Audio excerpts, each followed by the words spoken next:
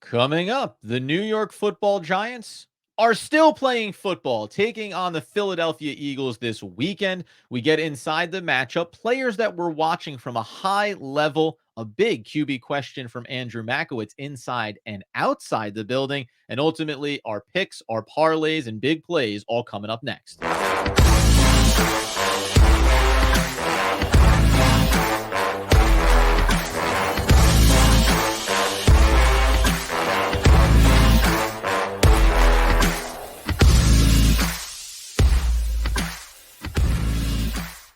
Yes, my friends. It is OGP, the One Giant Podcast, where you know that we are your host. Over here, Adam Armbrecht. Over there, the healthy, wealthy, and wise Andrew Makowitz. Thanks for being a part of our Friday preview show, which we remind you is brought to you by Personam. Personam is always vigilant, always learning. Check out the AI-driven cyber threat detection engine today. And Andy, today is the day. When we turn our attention to the Philadelphia Eagles, we say, this team just doesn't know what's coming down the pike. This is over, by the way, on FanDuel, if you care about these kind of things.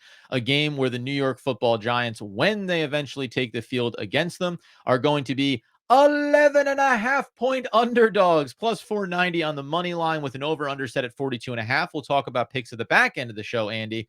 But how bullish are you that the Giants are going to have an upset special here, given that the Eagles are clearly stumbling down the stretch? I mean, that will be interesting when we make our predictions, Adam. I don't know. Like, are you telling me there's a chance? Like, is that it, there could be some possibilities? I have one question for you to start. It's Sure. going to be on the holiday that the Giants are playing the Eagles. And as much as you kind of sit there and say, I'm not going to pay attention, let's just focus on the family. Like, Mm-hmm. when like 4:15 rolls around and you're getting ready and like you kind of look up and you see the players are stretching on the field, like, admit it, you're going to get excited to watch Giants football. You just are. Oh no, listen, I've said this all season long, right? And even I rarely have ever been someone who says they should tank, they should want to lose games. But at a certain point this year, I said it'd be in their best interest to not win more football games. When Tommy DeVito took the field, we talked about this yesterday, and he goes out there, team looks good, they're competitive. Anytime I turn on a Giants game, my starting point is I hope they win this game. And then based on what I see visually, I sometimes think, you know what? Maybe I don't need to be as engaged in this. And especially, I will say, NBA does this too. Stop it. Like stop it with like every game on every single holiday. Is that what like that's what we're doing now? You have to saturate every single thing where now I have to debate family members about whether or not it's better to spend time with people I haven't seen in 3 months or watch a team that has no prospects of doing anything other than picking a high draft. Like there's a debate that happens, to say the least. I mean, listen, you mentioned the NBA. They obviously have taken it over. You know that if you happen to be a Knicks fan as well as a Giants fan, you know that now Christmas you have the Knicks game starting at noon that they always have at MSG, and now it rolls into the Giants at 4:30. It's like, Right. when is there time to spend with family, Adam? Isn't Yeah. that what's most important? Like, why are they doing this to us as fans? That's what I say, man. That's just a 7-hour block. Just block off those 7 hours on Christmas Day, and then it's totally fine to spend time with your family. That being the case, though, when we look at this game, listen, normally we talk about, well, who are the key matchups, where some points of concern, all that stuff. Really, for I think both of us, this is just about who do we continue to evaluate for the New York Football Giants. And I said this in terms of guys down the stretch when we listed players. We talk about the secondary a lot. I do look at a player like Cordell Flott, and you start to go in on side of his numbers, and I just want to watch how he matches up. We know Jalen Hurts has been a little bit dinged up. We know they have real weapons here for this team. We know that even if you think that Deonte Banks is going to be on Brown or on Smith, there's going to be other options available here. And Cordell Flott's been interesting. He had a limited 3 targets, 3 receptions against him against the Saints, where everybody played poorly. But he came off a game prior where he was targeted 8 times by Jordan Love and the Green Bay Packers and only gave up 4 receptions. It's interesting to think about a guy who's allowed 63% completion percentage. He's had 1, 2, 3, 4 games of 50% or lower so far this season, sometimes on limited targets, but even on like big volume against Washington, only 57% completion on 7 targets. There's some nice things to like about him. The passer rating has gone kind of in the wrong direction for the most part of the back half of this season.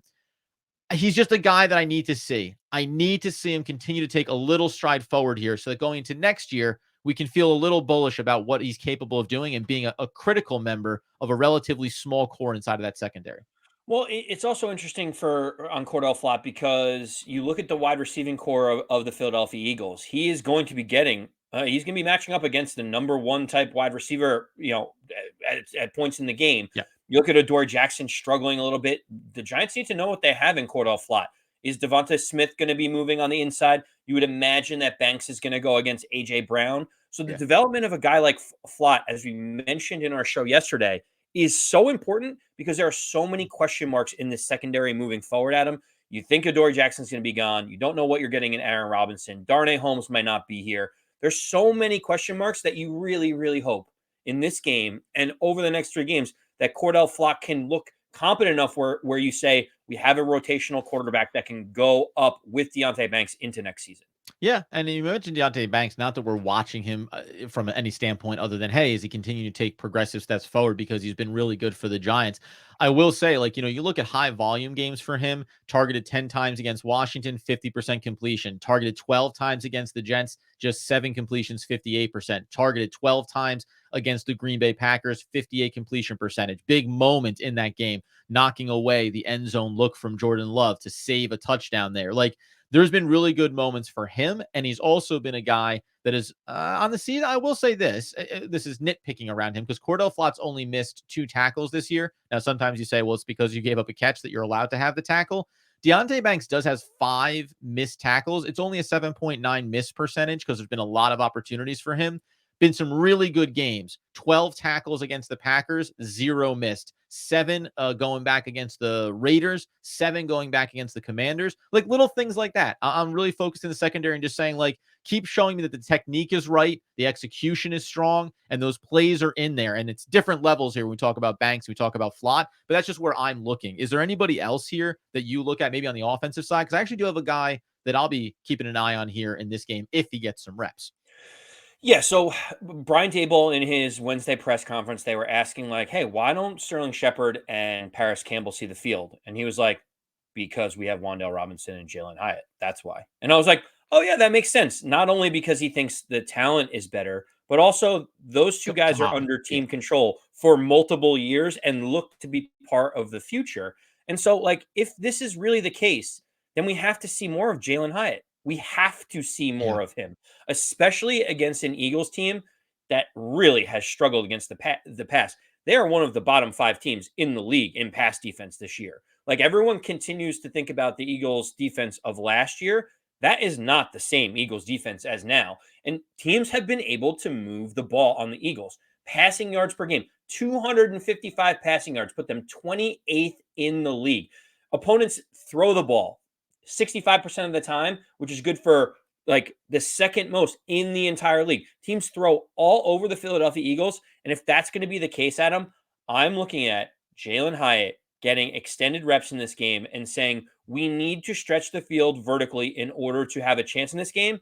And the most susceptible part of the Eagles defense is that secondary. We have to take deep shots. I know fans like saying that without having like any understanding of what defenses are giving you, but that is the way that teams are attacking the Eagles. It's the only way the Giants are going to have success in this game. Well, 25 targets for Wan'Dale Robinson, by the way, over the last 4 games. He's converted 22 of those into catches. And I will say, it does seem like the creativity and trying to get him into opportunities to be effective has been more prevalent over those last handful of games. And I say that because even in the game against Green Bay, the critical drives, right? You finally saw Wan'Dale Robinson. They work some routes where he's doing a crossing route and also getting vertical up the field for 20-yard receptions, etc., as opposed to these jet sweeps. Your point on Jalen Hyatt is correct. Like, you need to stretch the field, and that's a big part of what he does. He, over the last 4 games, outside of, man, you take away the game against the New England Patriots, where he was targeted 6 times, 5 catches, 109 yards. He only has 8 targets outside of that, 3 over each of the last 2 games. And my concern here is one of 2 things. And I don't say it overly concerned, but is it that you only view him right now as being a vertical threat, which can come with some limitations, Tommy DeVito, offensive line play, etc.? And if so, does that mean that the route development and combinations just aren't quite there? Or again, is it the lack of creativity offensively? Because it does seem like Mike Kafka in this offense can only showcase one player per week. They can't do it for multiple guys. It's, well, Wan'Dale Robinson looks good. Okay, great. What about Jalen Hyatt? I honestly, I couldn't tell you. He's going to run verticals, and that's it. Darius Slayton even comes to mind here too. So I do want to see Jalen Hyatt get utilized more. I think that if you don't see Jalen Hyatt in this game and really going forward here, he needs to be getting 5 targets a game minimum. Because if you're not, you're just not giving yourself a chance to learn more about him. Give him the go routes and give him the jump balls because he's shown you. What was it? 3-4 weeks ago, he showed you underthrown ball, like not a bad route on a comeback. He went up over a linebacker in front of a safety and got you that ball. So showcase. Let this kid build some confidence down the stretch because you know the season hasn't gone the right way. It doesn't mean it can't go the right way for a lot of young players. Yeah, I mean, look, the Saints game, the script was horrible because they were getting so much pressure up the middle Of course. inside that Yeah. there was no chance for any plays to develop. And we know that the Eagles' defensive front is extremely strong. It's why they're one of the better teams against running the football, run first teams. The Giants have to find a way to let the play develop. Justin Pugh, depending on if he starts or gets multiple reps, John Michael Sure. Schmitz and Ben Bredesen up the middle have to give Tommy DeVito just the smallest bit of time to let Darius Slayton get down the field, to let plays develop for Jalen Hyatt. Because if they don't, and knowing how hard it is to run the football against the Eagles, I just don't see a path to the Giants being able to be productive and move the ball down the field. No, and that's again, we're looking for these little moments, these little samples to improve, and we'll talk about Tommy DeVito and an interesting question that Andy wants to get into here as well, and also a poll that we ran the other day inside of the secondary, looking back to the trade deadline. Are there some things you wish this team had done? And a fun discussion there as well. But before we do that, got to tell you about our friends over at Potential. You know that Potential is a pretty interesting product given that it's an online assessment tool, an online survey essentially, that benchmarks and tracks your well-being and gives you coaching to improve it and also tracks your progress over time. It's also completely free for individual users. You can check it all out over at Potential.com. That's Pietential.com. Something else you can check out, Andy, is inside of this real quick. I wanted to do this poll that we talked about before we get into this QB question, just briefly. I posed this over on Twitter, knowing that, well, okay, after the Saints game, it's a loss, and now you think back to the trade deadline. The Giants moved Leonard Williams, and that's going to feed into our upcoming discussion. But they didn't do anything with maybe a Barkley, with an ADarius Jackson, with a Darius Slayton. I even threw in Ward because I think he's a veteran, he's a depth piece, and why not? Someone probably could have looked at him as maybe being low-level valuable. I ran that, and the biggest one was ADarius Jackson. And it's easy because he's expiring, he's older, and he's not playing well. But you also you threw in the wrinkle of Xavier Mckenna, which I found fascinating because while early in the season we didn't love it and the contract talks, etc., he's played every single snap this season and has been very good over the back half of this year. There's a couple issues. One, on the ADarius Jackson front, I can understand he's an aging veteran. You don't see him in your longer term plan. So everyone says, let's just get something for him. But Yep. it's also not that simple in a vacuum with ADarius Jackson because we just mentioned Cordell Flott being able to play. We talked about how Trey Hawkins hasn't looked good. We've talked about Aaron Robinson being injured. There just is not that much depth at the cornerback position where if you take ADarius Jackson off the field, it could get ugly quickly. So like I can understand the Giants maybe saying, "Oh, let's put a pause. We got to like be serviceable on the field." The reason why I said Xavier McKinney. Hold on, though, just real quick. ADarius Jackson has allowed nearly 70% completion percentage and a 108.5 rating when targeted. So while I agree with you, the depth is thin and you need someone to be productive on the field, you can make a strong case. Can't get much worse. So that's that isolated there. There was also a price point in terms of money lost and dead cap if you moved ADarius as well. All those things played a factor, but that was the number one for fans. I did not give Xavier McKinney as the option. Yes, I think ADarius Jackson might be the only cornerback on the roster that has more than like 2 or 3 years of experience too. And there's something That to too. be said. Like you got to kind of have at least one veteran, even if he is pretty mediocre at best. Right. The reason why I said Xavier McKinney though is because listen, he tried to negotiate a deal with the Giants in the offseason. There were some cryptic tweets.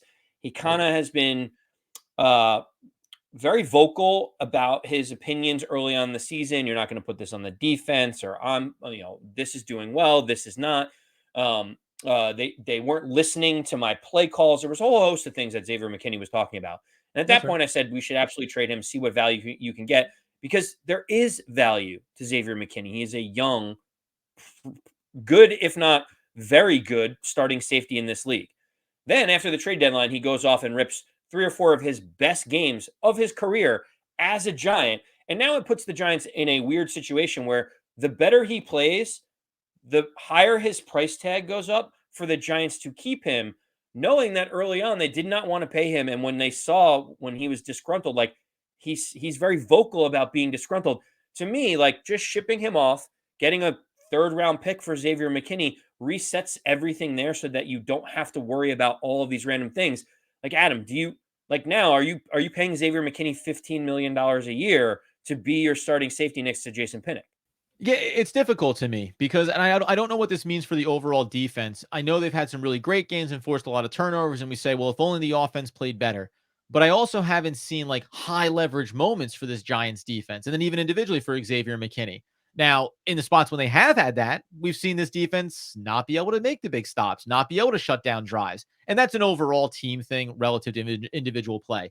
But at 12 to 15 million a year, with needs at wide receiver, with needs at offensive line, with needs at linebacker. We know we can't solve all these problems just through the draft. So I just wonder if Joe Shane's going to look at this and say, like, the price point's going to be really difficult. And I also highly doubt that the tag is really on the table here to buy yourself 1 year, unless you're figuring out Saquon Barkley and you're walking away from any other needs where you maybe want to apply that. That could be on the table. I mean, just at a high level, do you think a tag option for 1 year might actually be viable at a high number for Xavier McKinney? I don't, because the Giants need the money next Yeah, year still going elsewhere. to They occupy it. Yeah. really do. It occupies when you put the franchise tag on, all of the money gets on the cap immediately for that season. Whereas multi-year deals allow you to move different caps, signing bonus, prorated across, aggregated across a 3 or 4 year deal. So for me, I'm out on it, Adam. And the reason why is because there's other needs across this roster, as you mentioned, and one of those needs could potentially be at the quarterback position, right? Well, as I Like was mentioning, going back to that there's a deadline, right? What they could have done, who they could have traded. One thing they did do was Leonard Williams, and it gave them this extra second round pick to maybe dance with. Yeah, so now we have the second round pick, which is looking better and better every single week that it goes by with Leonard I'm a Williams big being out in Seahawks fan. Seattle. Like, I mean, the Seahawks have really taken a nosedive. I think they've lost 4 of their last 5 games since the Leonard Williams trade. They obviously just beat those Eagles that we're going to be matching up against on Christmas. But Adam, that extra pick is extremely, extremely valuable. And we talk about needing a QB for a whole host of reasons. Listen, Tommy DeVito has looked pretty good. And obviously, things kind of came crashing down to earth against the Saints. I think both you and I agree that him ever being in the starting, quarterback position for the Giants was a little bit of a crazy thought, unless he like rallied off and brought this team to the playoffs. As But worth we tracking think as like it is depending on watching the what happens. Giants' playoff chances, right? Yeah, yeah, exactly, exactly.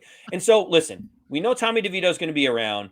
Yeah. There are definite questions, regardless of whether or not you think Daniel Jones can be the franchise quarterback. His injury concerns alone make it that you have to address the quarterback room no matter what in the Yes. offseason, right? And so, knowing that, most people want to go through the draft. There's the idea of going through free agency for it. The one question I had for you is the Chicago Bears have 2 top 5 picks basically in That's this right. upcoming draft. A lot of people are saying they're probably going to take Caleb Williams, instead of sticking with Justin Fields.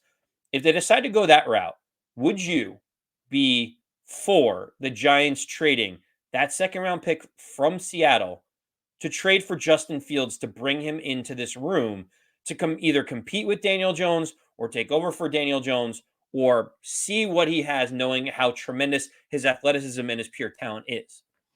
So, okay. Justin Fields will be on like $6 million next year. Fifth year option will be on the table. So there's some things there. You'd be doing a rental. When we talk about that second round pick, just give me where is that value? Do we think Seattle falls off and it's a high second rounder, or do we think maybe they sneak into the playoffs and it's mid to late? So it looks like it's probably going to be around pick 50 is what our guess is. So it's going to be mid to middle ish to later second round. But it's certainly a very Yeah. valuable pick. Being a top 60 pick in the draft is Oh, no, definitely what it's 100%. And there's some relative nature to that, just in like, hey, is it the 33rd pick, which we know it's not going to be, right? Or is it the 50th pick? So we're talking about like a mid second round pick for a player that, by a lot of metrics, the guy only completes under 62% of his passes. He has not been perfect. Chicago Bears have not been a great franchise either. The evaluation for me on a move like this really comes down to the other option, which is you're going to go into the draft and say, we're taking a quarterback. And what does that price point look like? If the Giants finish fifth overall in the draft order, sixth overall in the draft order, and they need to move 3 or 4 spots, is that worth the extra first round pick, probably that second round pick that we're talking about in this scenario, to go get your franchise guy? It's certainly a viable option. And the only way that I think you make a move like this for Justin Fields is if you're not taking a quarterback in the draft. Does that part of that track for you? Because I can't give up a second round pick for Justin Fields in the short term and then also say I'm going to maybe give up something else to make sure I go get my franchise quarterback. And now my room is filled with Daniel Jones and a rookie quarterback and Justin Fields. And then there is a scenario where this works out in the big picture, but that becomes way too muddled for me. It doesn't make any sense.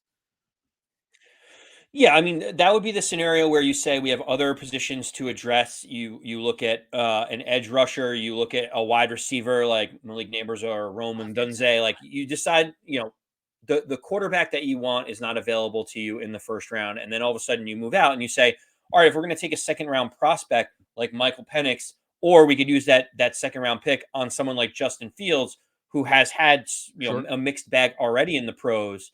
Is that a route the Giants could take? I'm kind of indifferent on it. I think to your point, if you don't spend the first round draft pick on a quarterback, this is an option that should absolutely be on the table for the Giants at least, because you don't even know if Daniel Jones is going to be healthy week 1. The way that I also think that this makes it, this is actually the way I think it would make sense to do this move, is Justin Fields will only be 25 years old. We at least believe that Brian Dable is very good at developing quarterbacks. The very short term buy somewhat low and the ability to sell high would be Daniel Jones won't be ready to start next season. You work with Justin Fields in the offseason. He plays well for 3 or 4 games. It's not because you believe Daniel Jones is still the franchise guy. It's just because you believe that you can get more for Justin Fields than what you buy him for, right? I buy him for pennies on the dollars now, and then by the deadline, I trade him as guess what happens in the NFL? Somebody gets hurt. And I trade him somewhere else, like Josh Dobbs this year for the Arizona Cardinals, and probably worth more. And then I don't worry about the 5th-year option. I don't worry about the next contract for Justin Fields. I just say, hey, we're just flipping an asset here. That could be viable. And then like the great scenario is he comes in, plays really well, and you actually think, yeah, he is the better pedigree and version of what we thought or hoped Daniel Jones could be. And we have this guy. The age and the cost is the only thing that becomes a problem here, because where do we think this Giants franchise is? You know, you can get out from the Daniel Jones money, but are you already ready to commit significant money then the very next year to Justin Fields? Yeah, and the 5th-year option for Justin Fields comes up, and you have to do it in this offseason. So you'd have to you could find Commit, yourself in the commit same before you situation know. you were just in with Daniel Jones, Yeah. where you decline it, and then he plays well, and you're like, well, now we got a franchise tag. Like it could get really messy. Hold on, It real feels quick, like the real Giants quick. are in a weird spot where it wouldn't like you'd be trading one problem for the same exact problem again when drafting a quarterback at least resets the clock, right? Just imagine, sorry. Just imagine a world where the Giants, they come and they decline the 5th-year option on Justin Fields. They say, we're just going to play him out. He's an asset. And then he has a good season. And Daniel Jones' money comes off the books, and they immediately give Justin Fields like the exact same contract. They give him a 4-year deal with a 2-year out. Don't worry, people. Like I could just hear the fan base collectively imploding. And like the one thing I'll just say about Justin Fields or anybody, this isn't the route the Giants are going to go, but I think these exercises are interesting, right? Because a year ago I said maybe you don't re-sign Daniel Jones and you just bring in a Gardner Minshew, and that looks like that aged pretty well. They didn't do that, but like the way you look at quarterbacks relative to the other team, this is what I think is fascinating. Because from afar you go, oh yeah, but the Bears are bad, and that's why Justin Fields, if you just give him with a good coach like Brian Dable. Meanwhile, every franchise out there would look over the Giants and go, yeah, Daniel Jones is bad. And I don't think anybody is saying, but if you just put him into our franchise, right? Like you always think that team is so bad. That's why those players aren't good. But internally, we would say this is a bad team and they don't play well. They don't coach well. We need to clean house. We need to get better. So, someone else's trash can be your treasure. I highly doubt this ends up being the scenario for the Giants, though. When you bring up trash versus treasure, some might view that as the Christmas game for the Totally. Philadelphia Eagles or New York Giants, Adam, right? Best Then when you think transition about in it, you're in like, game. Yeah. man, I want to spend time with my family, but the Giants are on. They could get blown out. Do I really want to watch this? And also, like, Adam, you have to make a commitment here to this game starting at 4:30 against the Eagles because you may say, oh, well, there's a night game. Like, I'll just take the night game off. Did you see Yeah. who's playing Christmas night? It's the San Francisco 49ers against the Baltimore Ravens, the number one seed in each conference. I'm thinking you're probably going to want to tune into that game as well. So, And it's yes, also we the end of got the the Giants night. game It's so coming much up. I think it's time easier, for right? It's so much easier to say, like, what a lovely day we've had. Maybe I'll just settle in quietly by myself and watch some football. The midday, effectively, game, you're like, oh, smack in the middle of, let's say, dinner. especially with kids too, right? Like by 8:30 the kids are asleep. You could tuck in on the couch and watch the Ravens and 49ers and watch good football. I don't You know have the anything about that. Giants who are going in the wrong direction. The Eagles going in the wrong direction at the worst time possible on Christmas. But let's get excited for it, Yeah. Adam. Let's do it. Let's get excited. Having laid that out in a very clear fashion, where this game might not be the one you want to waste your time watching, let's get into that. And by the way, the precursor to that would be the Vegas Raiders and the Kansas City Chiefs. So you got some options here, just if you want to really enjoy yourself. Some might say spend the day, quote, sacrifice to spend time with your family, and then enjoy yourself a little AFC NFC matchup there in the evening. Okay. We said this at the top. Plus 11.5 for the New York Football Giants. Plus 500 straight up on the money line if you want it. 42.5 is the over under here. Just from a Tommy DeVito and Giants standpoint, do you think this is like a bounce back game in terms of moving the ball a bit, right? Having some success and just showing that Tommy DeVito maybe still is a viable option to be a part of this room and a part of the mix for this team? So I think the game plan last week against the Saints was one of those like, let's just try not to lose the game on offense. Hope that our defense makes Derek Carr look average. Let's muck this game up in the 13-10 realm and let's just try to kick a field goal to win. Like I think that was the strategy going into the game last week. What And was the then strategy on 9 rushing we attempts for Saquon Barkley? What do you think the strategy was there? I just want to drill well, down. Well, so he was tapping himself out, as we talked about earlier this week. They weren't getting anything on the ground with him. 9 for 14 yards. The pass rush from the Saints was all over our offensive line. Our punter and our kicker get hurt, and all of a sudden, everything just it felt like a jailbreak. Like everything went wrong that could have possibly gone wrong for the Giants. I think the game plan in this one has to be unleash Tommy DeVito. This is Unleash the Tommy game where they DeVito. say sink or swim. It's okay to turn the ball over. We need to try to make explosive plays. I don't see this being a game where it's like we just need to manage it and hopefully win 10-7. Like it's just not one of those games. The Eagles are still going to put points up on the board. The Eagles pass defense is the thing that is most beatable. They have to look at Tommy DeVito and say, we have to find out what we have in you. Can you manufacture points, even if there's a couple of mistakes mixed in between? Can you effectively move the ball down the field and get it into playmakers' hands? So, Adam, I think this is actually going to be a little bit of a higher scoring game because I think the Giants' game plan is going to be let's open this up and just see what we have because we have almost nothing to lose at this point. Like you like yourself like a tasty like 33-17 kind of game, 38-21. Like is that what we're talking about here? Because I know you say higher scoring affair, but you don't mean higher scoring competitive. You mean higher scoring as in Eagles are getting right and we're willing to take that ride with them to try to see if our offense can be productive. I'm taking the Giants and the points in this game, Adam. I am taking the Giants to Good keep for you. this relatively close. 11.5 is a lot of points. Like Sure is. I don't know. I think the Giants are I think the Giants are going to surprise people with the offense moving the ball. You may say like what gives you this irrational confidence? I think the Giants just have no other option but to do what I'm saying. And so I think they are going to move the ball. And so for me, I think this is a get right game for the offense for the Eagles. I think they're going to put up some significant points. I don't know if we have anyone to stop Devonta Smith and AJ Brown. It just feels like such a tall task. So, Adam, for me, I'm going to say the Philadelphia Eagles are going to win the game 31-23 against the Giants.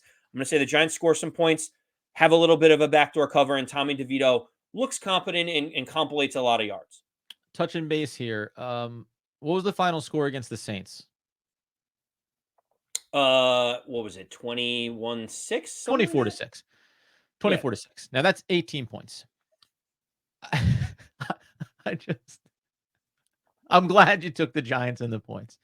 Because I would take the Eagles. I would lay the 11.5. It's not because the Eagles are playing perfect football here.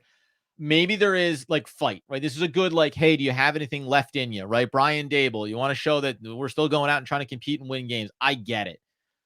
But I do wonder I like the idea of just letting Tommy DeVito try to throw this ball down the field. We talk about Jalen Hyatt, right? Let's see him. Like, I like the premise, but I think this premise just leads to some turnovers for the Giants. I think this premise also leads to more sacks because you're going to try to hold that ball longer. We saw a ton of them last week. This offensive line is not playing good. And Justin Pugh can say, I got to get back out there and give it my all, but we understand what we're dealing with.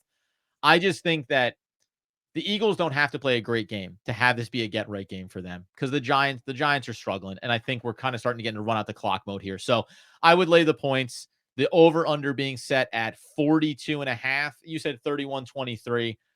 It's hard to go super big on Philly for points here just because they've been struggling. And Jalen Hurts is obviously nursing his way through an injury here down the stretch as well. But even that said, man, they're significantly, I think, better at their best version offense than, say, the New Orleans Saints have been. I don't know, man. Give me 33-16. I'll say Philadelphia with a pretty big cover here. Giants will move the ball a bit, and maybe it does come down to some opportunities and not quite getting home on some of those deep balls. And I could see them, by the way, as you say, a little garbage time touchdown, getting into the 20s is certainly possible, but I still wouldn't be too concerned about the spread here.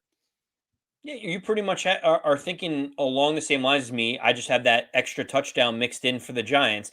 And listen, Yeah, if you're looking for a wager, here we go. and always bet responsibly, That's the right. wager that I have is if you think the game script can go the way that I have described it, which would actually make Christmas enjoyable too, wouldn't it, Adam? Like Well, watching that's the true. Giants Yeah. offense move the ball a little bit would be exciting.